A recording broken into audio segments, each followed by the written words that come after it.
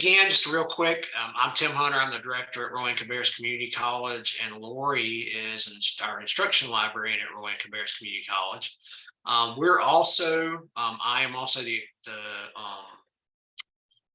chair of section of NCLA for the community and junior college library section, and Laurie is one of our directors.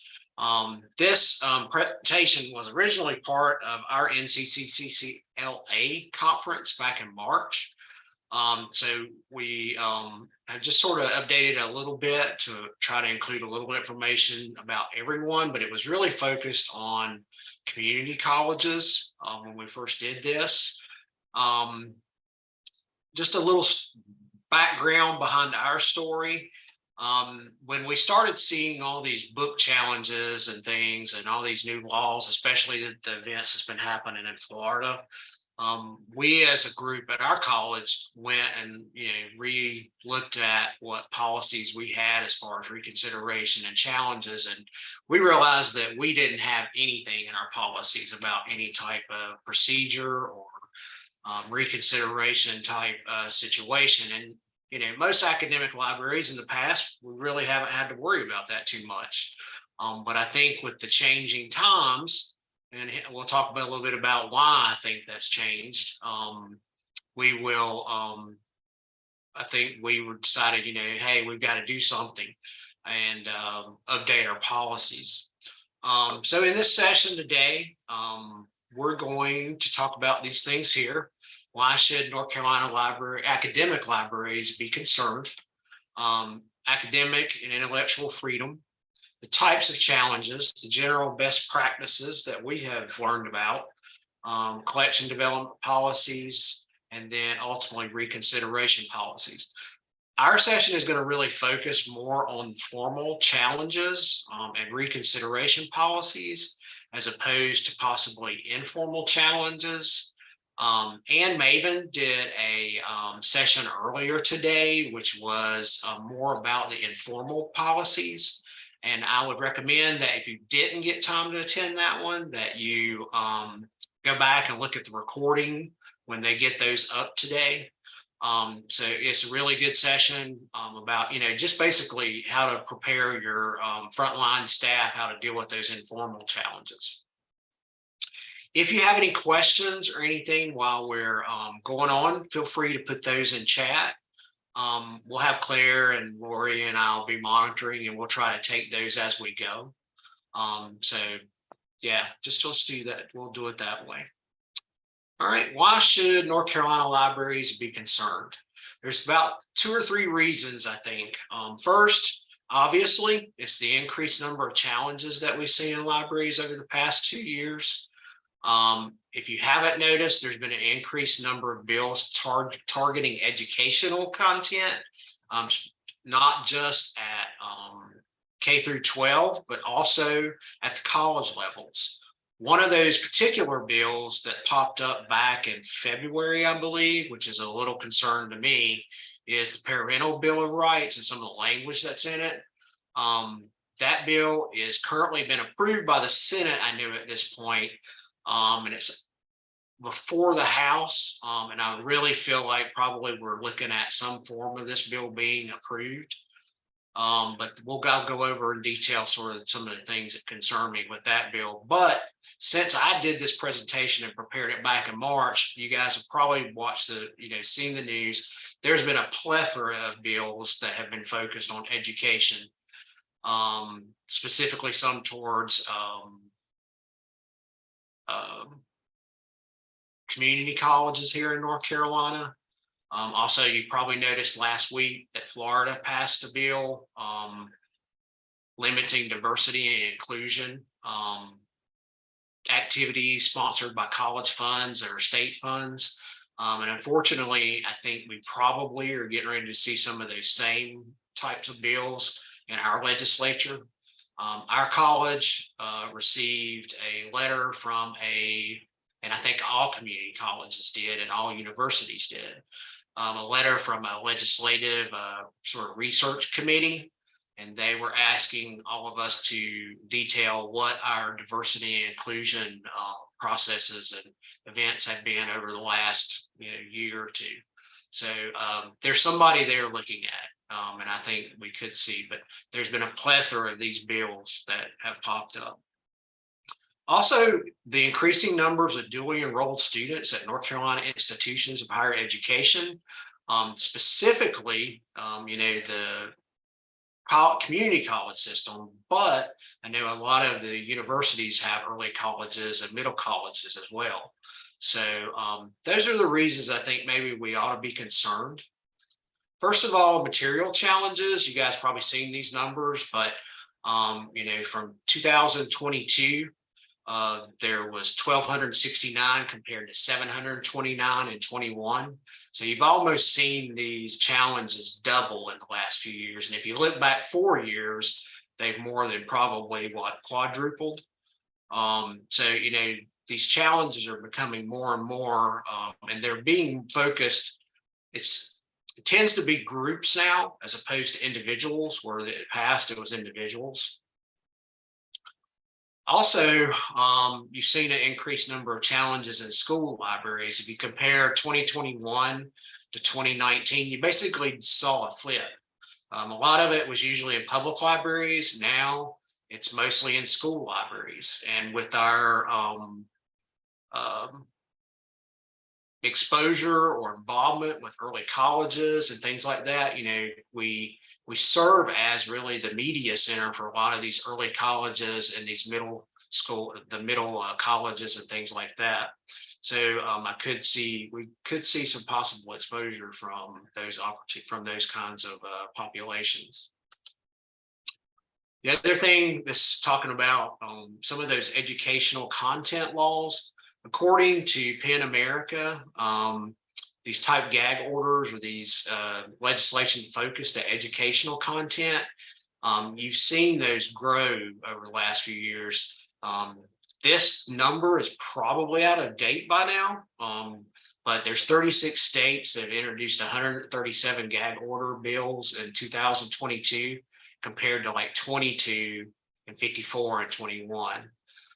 The bills introduced in 2002 have targeted higher education more frequently than in 2021. And then 39% of those bills have targeted higher education compared to 30 in 2021. We'll share this PowerPoint with Claire to put up. But if you look at these individual PEN America, they actually track all of these bills and all of these educational bills that have been shown over the years. So they're a great resource to see what's going on and keep track of what's going on in your state. So yeah, the rise in these bills that are specifically focusing higher education has grown. So here in North Carolina, there's specifically one bill that you guys might want to check out. Just so that you're aware, it covers a lot of things, but it's the North Carolina Senate Bill 49. In that bill, there's two things that concern me. First of all, in line 2325 of that bill, the definition of school personnel is rather broad. And basically, they have a language in it that says something to the effect of anyone who contracts or is considered or does any kind of function related to a school system, you would be considered school personnel and you would be affected by this bill. So I'm not a lawyer, but that concerns me because it changes that definition of who we are and us supporting those high school programs that are at our colleges. Also, specifically in line 30 of the bill, they are basically requiring library records to be kept of what's been checked out, and those items have to be shared with the parents of those children or kids that are in the school system, which actually conflicts with another law that we already have on the books about the confidentiality of library records. So I really don't know where this is going, but there's a lot of concerning stuff in that bill that because of our exposure with middle college and early college, I do think we possibly could see some effects from these bills. Any questions so far? I can't see the chat, so I don't have it up. Okay. At early college, as far as our exposure to early college, this was from the State Board of Education, their report that they give to the General Assembly. I think it's every year. But as you can see, community colleges have the most dually enrolled students, which could be early college or CCP students, which is career and college promise. Basically, that's where, you know, students are taking classes at their own high schools online. And then you have those early colleges, which are actually located at those institutions of higher education. So you can see like almost 90% of them are at the community colleges. However, there's about 10% at the UNC system, and the popularity of early college and CCCP is growing, and it's great programs. So I expect these numbers possibly at the UNC systems to start growing. Independent colleges only have about 2%. This is at community college, just overall, as you can see, we've grown over the years. It just, the numbers continue to grow. We had a little dip here in 2020, 2021, but I think that was because of the pandemic. But over the years, these numbers have just continually have grown. Hey, Tim, you have a question in chat. Would you like it? Yeah. Okay, so the question is, who would have the right to review the library records of students? In that bill, and I would recommend that you look at it and read it yourself, I believe it is parents of those students, which, if you think about it, it conflicts with some other things. Maybe could possibly have issues with FERPA as a college level. Also, there is a law in the North Carolina state books. You guys are all familiar about confidential library records. That's what concerns me about the bill. The bill also covers other things like it has the line in it about, you know, the instruction about sexuality not until grade 4 or something like that, and all those. It's basically a doppelganger of the Florida law. The other thing is just the language is really broad. There's a lot of things in there that I just don't think have been well thought out, in my opinion. But, you know, I do feel, especially with recent political changes, that a lot of these things are going to get passed, with our legislature mostly being a conservative legislature. And also, they recently ended up with a supermajority because of the one state representative that switched parties. They now are able to override a governor's veto. So a lot of these things have very, very good chances of being passed. So I would recommend you to keep track of what's going on. PN is a great site to do that. But according to the bill, it would be the parents of those students that would have the rights to see those. But, you know, like most of us, we don't even collect those records at this point. And then there is a, you know, a gray area with that law as well. Will it apply to early colleges? Will it not? You know, it's not laid out. It's not very clear in those bills. So I think there's just a lot of gray area, which is what concerns me more than anything else, about how the laws are written and all of that. So did I answer it? I hope.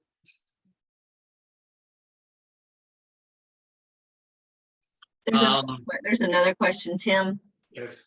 What was the name of the site to keep up with it? You're saying PEN, PEN, right? PEN America is that they do a good job of keeping up with the list of current laws that are in all the different states related to these type of gag order kind of things that you're talking about, as well as any other intellectual freedom or academic freedom kinds of situations. It's a good site.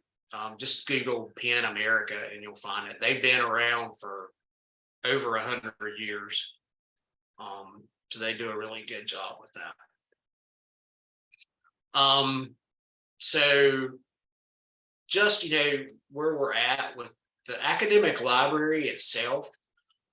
It's a good intersection at both academic freedom and intellectual freedom. With academic freedom, that's a scholar's freedom to express their ideas without risk of official interference or professional disadvantages or things. Intellectual freedom, that's the freedom that allows people to think about or study what they want. The academic library is that place where those ethics come together. And we have to be sure that we provide a theoretical basis for promoting intellectual freedom in the library and enshrining those principles in our policy and decision-making processes. Of course, our ethics of intellectual freedom are driven by the ALA Code of Ethics, the Library Bill of Rights, ACRL Intellectual Freedom Principles for academic libraries. Those are the things that enshrine a lot is what we as librarians believe. There's a good quote here that I found from Mann. The academic library represents a critical, if not the critical point of intersection between two distinct but related freedoms, namely intellectual freedom and academic freedom. So it's important that we take these policies and we use them and enshrine our principles in those policies to help us deal with the different situations that we're going to, I think, be challenged with more than we have in the past. So there's two types of challenges. You have those informal ones that I mentioned earlier, where it's a person, they stroll in, they talk to an individual person at the desk, and they're like, "Hey, I really didn't like what was in this book. We need to take it out." And honestly, after a good discussion with the person, it's over. That's why I was saying Anne really covered that out. Anne and Allison really covered that well. And the Prepare to Defend Intellectual Freedom earlier today. So if you weren't able to be in that session, I would recommend you go back and look at that recording. It's a really good session. But what we're going to focus on today is more of the formal. We'll mention the informal just a tad, but really what we're going to focus on is the formal. And that's our selection policies, our collection development policies, and then our reconsideration policies. So that is my part. I'm going to turn it over to Laurie, and then Laurie is going to take on the rest of our presentation for us.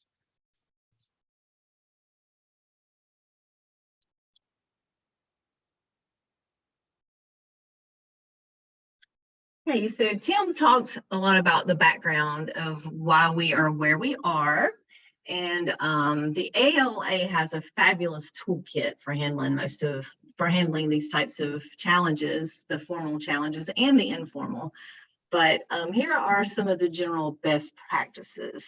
So we're going to talk about policy and procedure. And if anybody's been involved in working on a policy or procedure manual or handbook, or just thinking through it, your policy is kind of the bullet points, and your procedure has the actual procedure with forms and those types of things. So there are some duplications a little bit, but one is short and one goes into the full measure. And having your policies readily available is really important. And when we first started, Tim and I first started talking about doing this session or working on this, we have actually completed our reconsideration policy and procedure, but it hasn't been passed. So this is something that we've discovered is easier said than done in some places. In the library world, this is front and center in academics, but maybe not so much when you move up the ladder into your administration. So we've discovered the hard way that it may be a long road to get your procedures and your policies passed. And making your policies available at the front desk is important for those folks who come in, maybe not looking for a fight, but it kind of feels that way, that they're looking for something that they see that maybe they're not, that they don't agree with in some way. Reviewing our policies regularly is important. And if there is a challenge, being able to talk to your staff immediately afterwards to see what happened and what could have been done better or what we did well. Training everyone, including the frontline staff. It's not just the librarian's issue, it's anybody who deals with our patrons' issue if there is a challenge, or if someone wants to take it all the way to the reconsideration policy. And making sure our staff are trained during onboarding and refresher training. So those are the general best practices. Tim, you can move forward. And another thing that we've learned is that collection development and reconsideration policies really do go hand in hand. And in one of the slides coming up, you'll see that we're really good at collection development policies as a whole. Whenever we were working on this presentation, we looked at community colleges, but not as good with reconsideration policies. So making sure that you have your statement in your policies that supports academic freedom and intellectual freedom and freedom to read is very important. Establishing that criteria in your collection development that is based on the institution so that we can always defend our selections is very important. The statement about the commitment to collecting resources from different points of view and diversity is very important as well. And if you're able to get campus community members involved with adding things to your collection, provide information on how that's done for them and for anyone else who's interested in what other folks besides the librarians may need to add to your collection. And also detailing the library selection criteria, including the resources that we use, because we have our, we know what we do as librarians, but not everyone else knows that there are even things where you review materials before you purchase, that there are resources that is the main intention is for review. So this is how your collection development policy and your reconsideration policy really do go hand in hand. The strong collection development policy can really kind of stave off maybe some reconsideration issues that come up later. All right, Tim?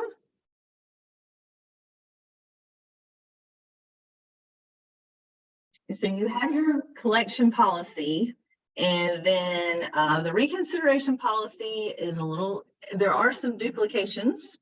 So we talked about your intellectual statement. Part of your reconsideration policy is also a description of the guiding principles of your library. So they probably will look very similar to each other, but there's a little bit of a different purpose for each one, the collection development and the reconsideration policy. Again, how you select your collection. This is very important. So your public knows why we added those materials to the collection. Again, this intellectual freedom, same as your collection development, but these should be these should be in both places, not just one or the other. And then your policy will give kind of short instructions for how you would submit a formal request. Okay, so you would have information about what information is needed from the patron. Okay, and you would want them to have a form, and whether you have that form available online is up to you. We're kind of seeing different views on how people feel about that. Some folks want people to go to the library director to receive the form, and then some other places have their form readily available online.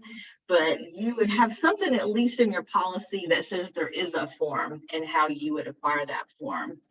And this next one, the next bullet is really important as to who is filling out the form. So would you accept a form if a group were to submit that form?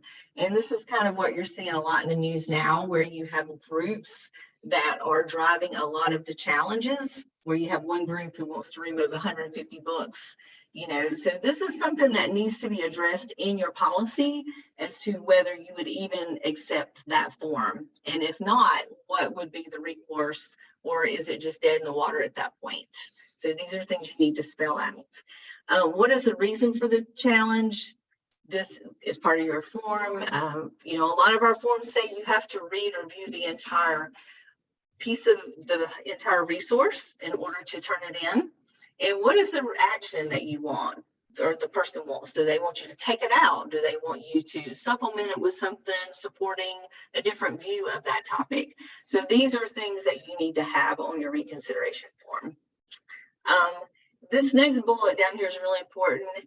It's really important not to remove the sources, the books, the items from the shelves while the reconsideration process is ongoing, because it would be a really easy thing for somebody to say, you know, I want you to take that off, and then their months go by while this whole process is working out. Hopefully not months and months, but it would be really easy for someone to be satisfied with that, just having that policy, that book removed while the reconsideration process is going on. And then how to submit the request. Do you turn it in online? Do you return it back to the library director? Contact information to find out what happens, you know, during the process, what will happen after the request is received, and then an expected timeline. So you don't want to have things dragging out forever, and you also want to make sure there is a consistent process and policy for all of your patrons. You know, hopefully none of us get a lot of challenges or a lot of people requesting forms to reconsider our items, but it's super important to be consistent in what we do, and our policies drive that consistency. Tim, did you have anything to add to any of this? You're muted, by the way.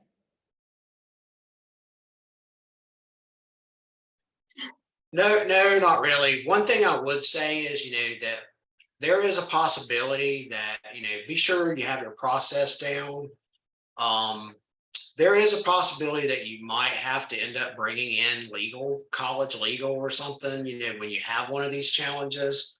But, you know, that's going to be varying on, you know, your institution's policies and things like that. So, but that could be a possibility. It's something to think about.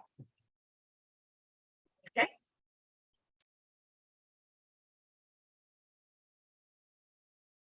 So how this really looks now. Okay, I mentioned it earlier. As a community college system, academic libraries are really good at having that collection policy readily available, and not quite as good, although we're getting better, for our reconsideration policies. So whenever I looked at the 58 community colleges back in March, 25% of us have an easily accessible reconsideration policy, which is really good, I think, you know, considering we're kind of moving into this era where we don't feel as covered by academic freedom. The really good news is that we do have that collection development policy, and if it's really strong, then it will cover some of the things that would be covered by a reconsideration policy as well.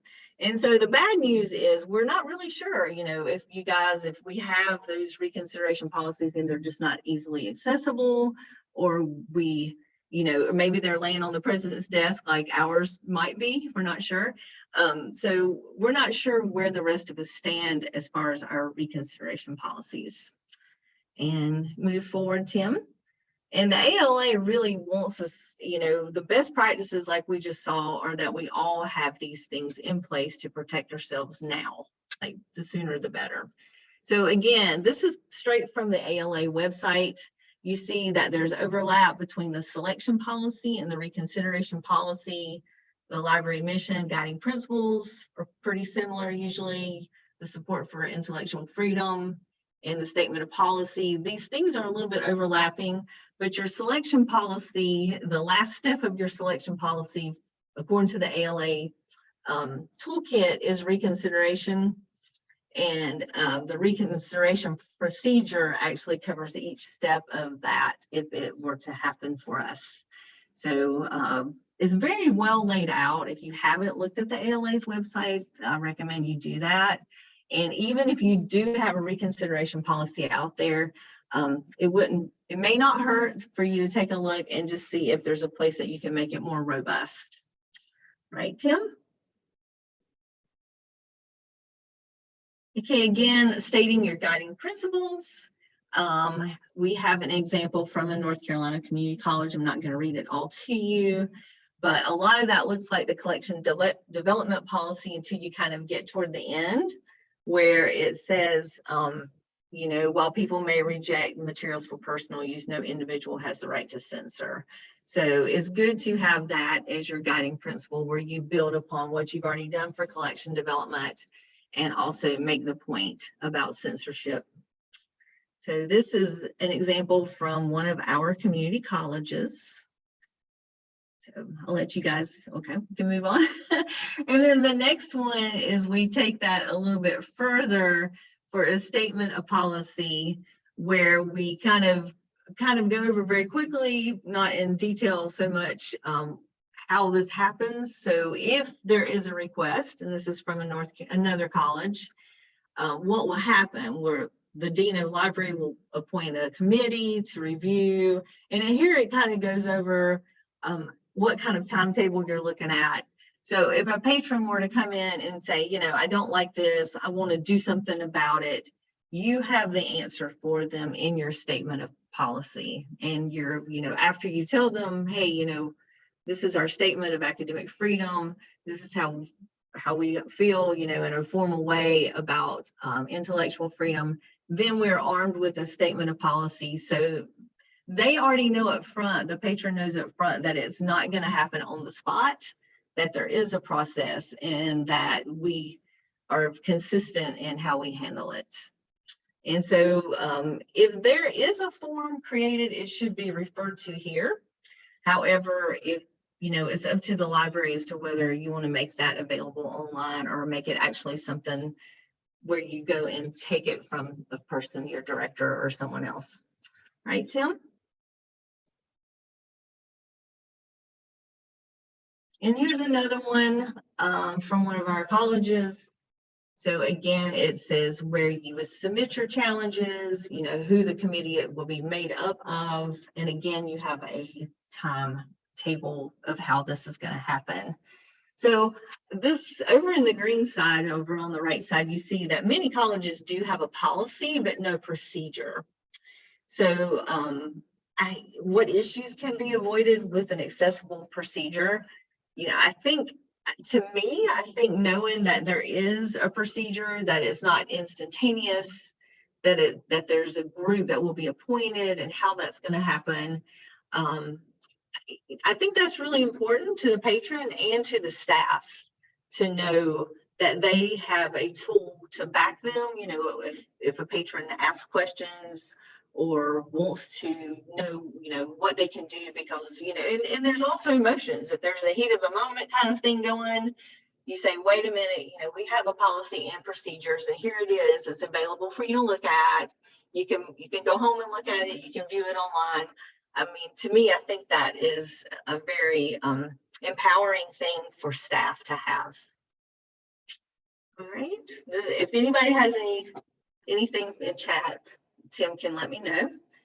And the informal complaint, Tim's already talked about it, and the public libraries seem to have this more you know, accessible. When you look online and you look for people's policies and procedures, there seems to be a little bit more information from public libraries. But to me, if you have an informal complaint and there's a procedure for that, it's really important as well, because your patron knows that they can actually speak to someone, maybe speak their mind about it, be shown the selection policy, being pointed toward it online. So the informal complaint is a really important step. You probably want to point, you know, the front staff may get it, but you want to be able to point probably to your director to handle those things, so that we're still very consistent. You know, and plus you may need someone to have a cooling down period, so it may be a good thing to point them to one person who can handle those. So in here it says if the patron's not satisfied, they may begin the process. And I think this may be from Wake Public, the example from the public library. And although I do say with asterisk, this step is skipped, Maybe it's not skipped, but it's not so much in writing that I can find. Alrighty. And then this is actually where your patron requests the reconsideration form. So you're taking it now from informal to formal, where there will be follow-up, where there will be a committee once the person turns the form back in. So we have from the ALA, again, we need to make it clear to our patrons that there is a process, there will be reviews, there will be done, all this will be done in light of the policies that we have, and that there is a time limit. So it will drag on and on and on and on. There will be an answer, and it will be created using a certain committee in a form, and the material will not be taken off the shelves during this time. So that's important as well. Righty.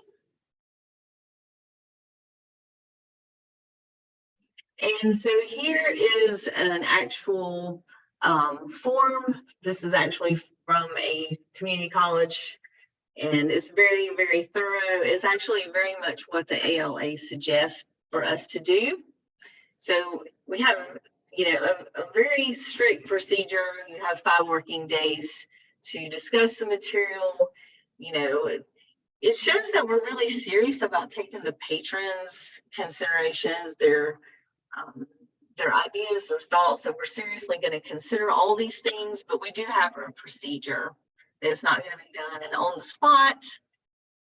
It's not going to be one person's word against another person's ideas. So there's actually this procedure to do it. And like I said, this did come from one of the community colleges, and it is exactly what the ALA suggests that we all should have.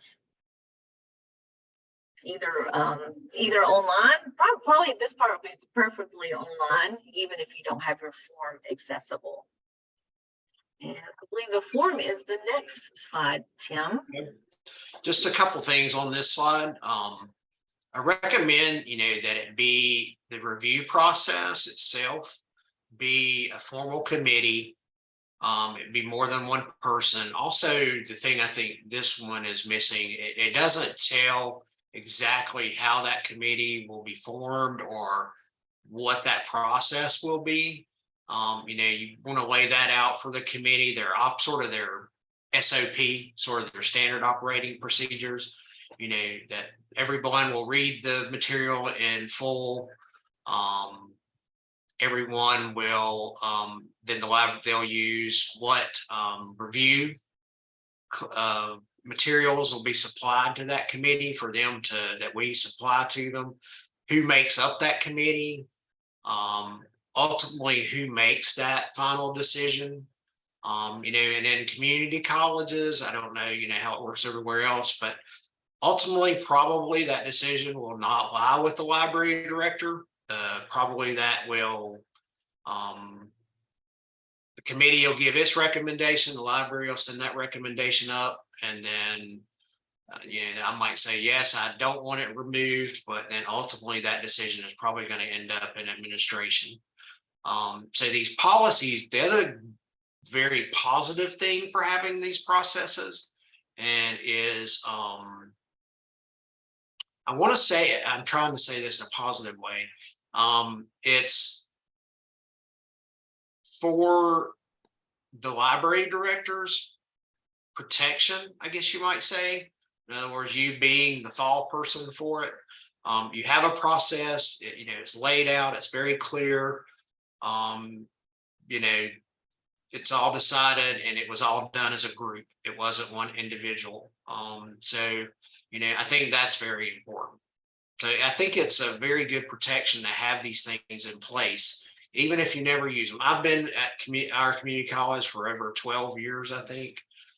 We've never had one challenge in all that time. But, I think with this changing environment, we need to be prepared.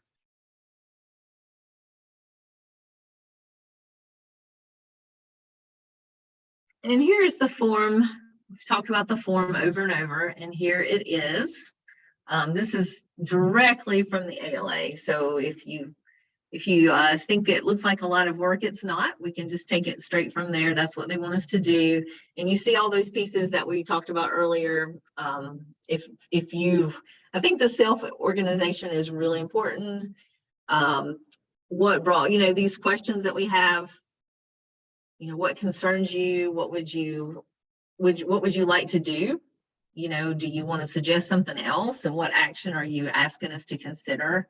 So this is where the person will, they can vent, they can say what they want to say. And then when we take this, this goes to the committee, but this actually makes it a formal place. And hopefully we never get there, hopefully, like Tim said, in all the years we've been here, we haven't had a formal complaint. We've had students ask why we have certain resources, why is it here and not there, these types of questions. But usually a conversation takes care of those concerns from our students. But we haven't had an outside source come to us with a complaint either. But now that all of our catalogs are easily accessible from the outside, is something we really have to keep in our minds. Another thing I didn't mention with the informal complaint is it's really important that your frontline staff, and Ann probably talked about earlier, to listen but not commiserate in any way with the patron when they talk about what they dislike about a resource. So it's really important for everybody on the staff to be on the same page and know that we do have this procedure. So this is the form. Like I said, some folks have it front facing and some don't. And I think there's positives and negatives for both ways of looking at that. So, all right, we can move on. And there are some follow-up steps that the ALA recommends, a letter back to the complainant. And there is actually a form there, so you don't have to make it up yourself.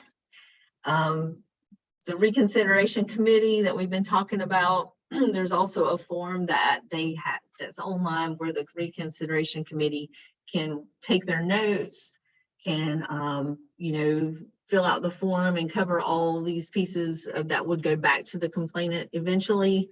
So that's all online. We don't have to create these things. They're already there for us. And I don't really think these don't really have to be accessible to the public, but it's really important to be consistent. Be sure, too, we talked about having in our policies about having we have those specific deadlines and times to respond.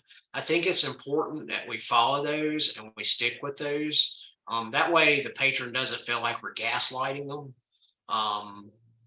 So I think it's important to put those in there so that they have an expectation of, okay, how long is this going to take, and what are they doing, and that we're not just sending a copy of this to the director and the director is just stamping it and saying, yeah, I don't think so. There's a question that says, could a non-student make a formal complaint at your institution?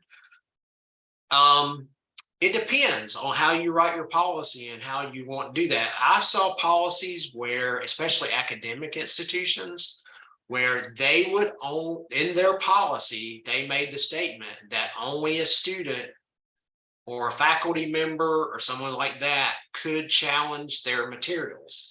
But I don't know from a legal standpoint, I don't know, if someone from the public, if you can prevent them from filing one. I don't know. That's something probably you would need to do with legal. But I have seen a lot of policies where they do limit who can actually file the complaint. Our policy that we're getting passed, I don't believe we added anything in there about who or who couldn't file a complaint. But yeah, and that's the way a lot of people have been trying to eliminate these just groups out there that have no attachment to the college or the school or anything. I've also seen policies for like school systems, like K through 12 school systems. They have very similar things too. They say either it has to be a student, a parent of a student. So they do prescribe who can actually make that complaint. Mm-hmm. Okay. That answer your question, Eleanor?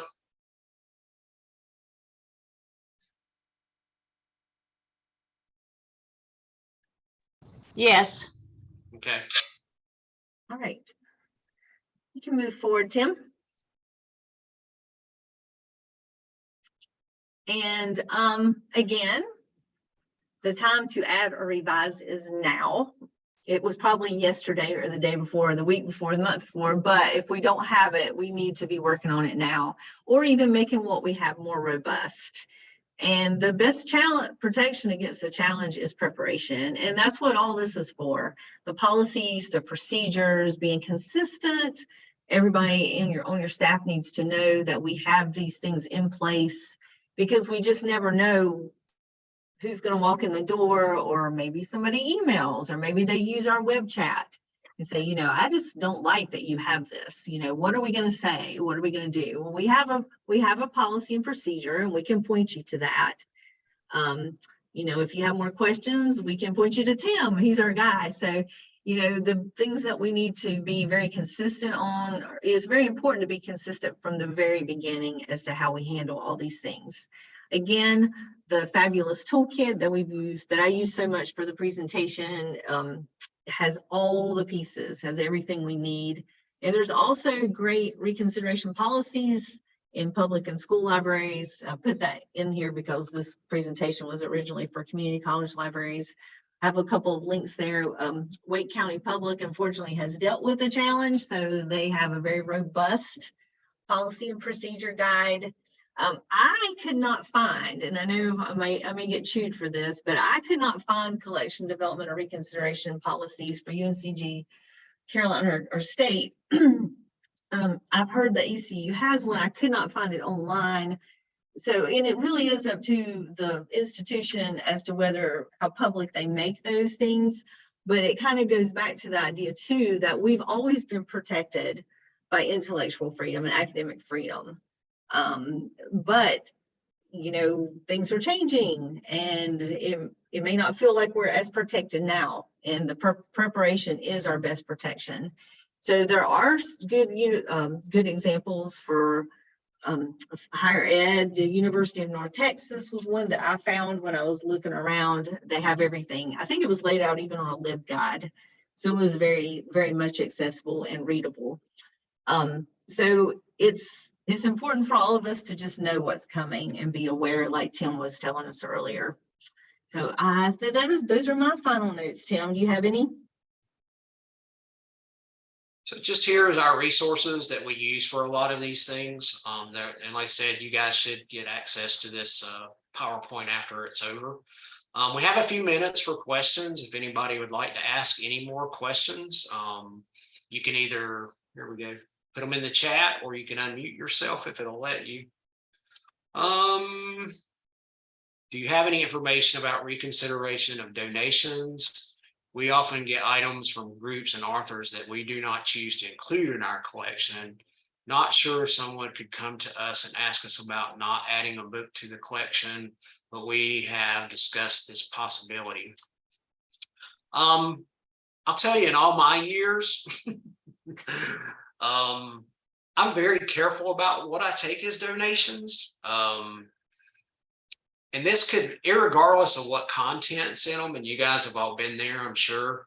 You know, we take, when you have somebody just said, hey, I've got 200 books and I want to drop them off and give them to you, and you do that, and then, you know, you start looking at them and you're like, no, this book's not in good condition, you know, and you end up, I'm very careful what we take, and I always let the patron know that, you know, we make the final decision as to what we will include in our collection for various reasons, which could include, you know, the reliability or the validity of the resource, or things like that. So that I would probably, what I would do with that is I would put something in my collection development policy where you talk about, okay, this is how donations work.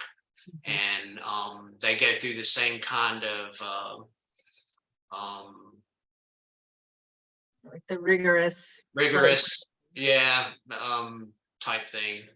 Yeah, the ALA's toolkit actually addresses that as part of the collection development part.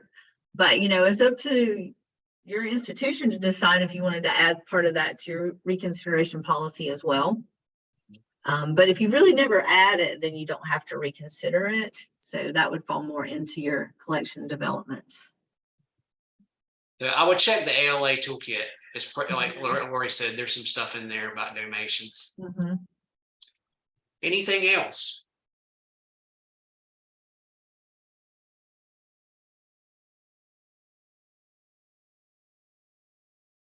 All right.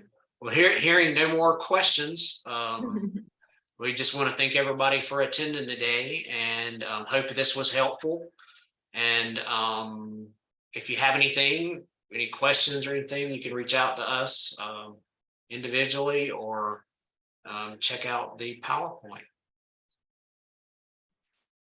Thank you so much, Tim and Laurie. And I just have one last comment, which is that NC Live recently put up a reconsideration, collection development and reconsideration policy on our website. And we did that part of the reason. So if we get requests of any kind, or any people are wondering why we collect and how we collect what we do, we wanted to have that policy up there, but we also wanted to have it up there. So if libraries are looking for template language, or they want to use pieces of that, feel free. So that's something that's available. If you're interested in looking at it, I can put the link in the chat right now. Yeah, I actually mentioned that, and when I did this presentation earlier, I forgot about it. So I appreciate you bringing that up. Yeah, I saw that too. It is really good too. We with my administration, I actually told them, I'm like, listen, we get 80% of our resources from NC Live, and they've actually created, a reconsideration policy. And so we need to be thinking that same way about everything else that we do. So wish things hadn't changed, or things hadn't got the way it is, but like I said, our best defense is to be prepared and have a process and something that's good for the patrons, so that they don't feel like we're not listening to them. I think it's important to listen to those folks and let them feel like they're, they have an avenue for giving us feedback. That to me is not a bad thing, but. Yeah, definitely. It shows an openness to receiving feedback as well when you have a process for people to go through. Yeah. So, yeah. Well, thank you so much both again. It was a great presentation, a lot of really good practical information in there for people. So thank you again for being a part of the annual conference this year. And thank you to all of our attendees. This is the last session of today. So we just want to thank everyone for coming, and we hope that you all had a great day today.